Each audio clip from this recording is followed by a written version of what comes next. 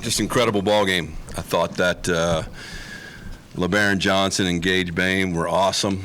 And Prager was outstanding. Aschenbeck was great. I thought that we got a lot of really good swings on them. Teddy in particular, it's crazy how dumb baseball is. The guy destroys 2 balls to center field, and then the one that gives us the lead is a swinging bunt that hits the base. So I thought both teams played great. And I hope whoever's in charge of the attendance numbers can do my taxes, because 7,600 is a joke. Ready for questions? Down front, Travis. Yeah, Ted. Usually a lot of times this park plays pretty small. It seemed like you had to get everything on it to get it out in those 2. And kind of what's your response to, or what's your thought on the way it ultimately checked out with how that last run came in? Yeah, it played like a big league park today, that's for sure. But it went both ways, and just trying to stick to the game plan. We had a lot of guys hit balls hard at people, and our pitchers just did their job. And when it came our time, we loaded the bases up, and I just tried to do my part to help the team out.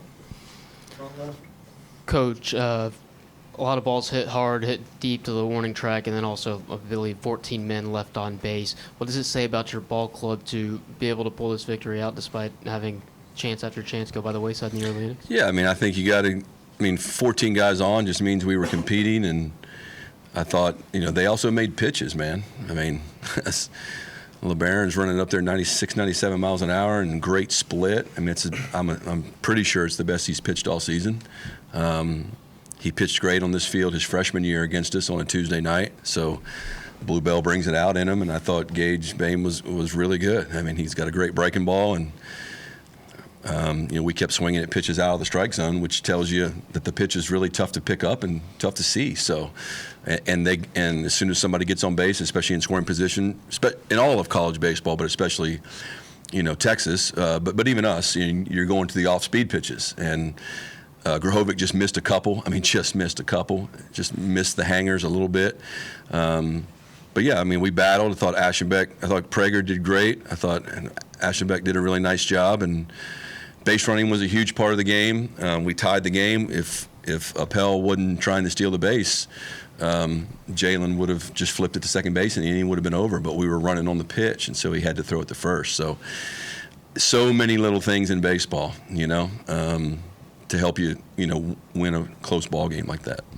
And then for all 3 of the players, what was it like to play in that atmosphere, in this rivalry, on this stage at this ballpark? Ryan, why don't you start? We'll just go down the line. Yeah, I thought the atmosphere, the crowd was outstanding. That's the best college baseball atmosphere. 1, I've been in person, and 2, I've seen even looking at videos from the past, what other places have done. That was the best I've ever seen. And I think the rivalry is what it is. I think that's more so for the fans and for the university. For us, we're just playing baseball. And yes, the opponent is who it is, but for us, it's the same game we played against Grambling. It's the same against Texas. So I think it was great for the fans to get to experience the rivalry in this setting. But for us, we're just playing the game, and we're going to come back tomorrow and play the game against somebody. Yeah, just walking into that stadium today, it was electric. Just the 12th man showed up, as they always do. A little bit more today. I think it definitely plays a role in the game, being the opposing opponent. It's tough to walk into that ballpark. But ultimately, Ryan's right. We're just playing to a standard here, and it was a rivalry game, but ultimately we're just trying to win a ball game and play our best baseball at all times. Yeah, kind of like what Ryan said. It was probably the best atmosphere that I've ever been in, pitching-wise. Coming from Blinn, where I had 50 people in the stands, to having who knows how many we had. It was the best atmosphere, the best fan base that I've ever been a part of, and I know that they're going to pack it again tomorrow night with whoever we plays. But I know it's just a game at the end of the day, and we just try and go out there and execute pitches and play to a standard, not the scoreboard, and just try and be the best version of ourselves. Front center, Travis. Ryan, do you feel like that was one of your more efficient games of your career, and have you had an immaculate inning before? I have not had an immaculate inning, at least in college, or that I can remember. But I thought of the outing, I thought it's kind of funny. Coach Max has said a lot to our pitching staff throughout this year that pitching and the game of baseball isn't a game of perfect, it's a game of compete. And I thought that kind of summed up tonight. I thought there's 4 walks in there that don't make me very happy. That'll probably eat at me for a little bit, but that'll go away. And I thought this time of year especially, the most important part is helping the team win. And that's what I'll look back on and think that what made this outing so good. Front left. Ted, I think when we talked to you earlier this year, you said you didn't think you had a walk-off before this year. You had 2, and I know it wasn't a walk-off tonight, but I guess those situations, how did those maybe prepare you for the situation there in the 11th inning for you tonight?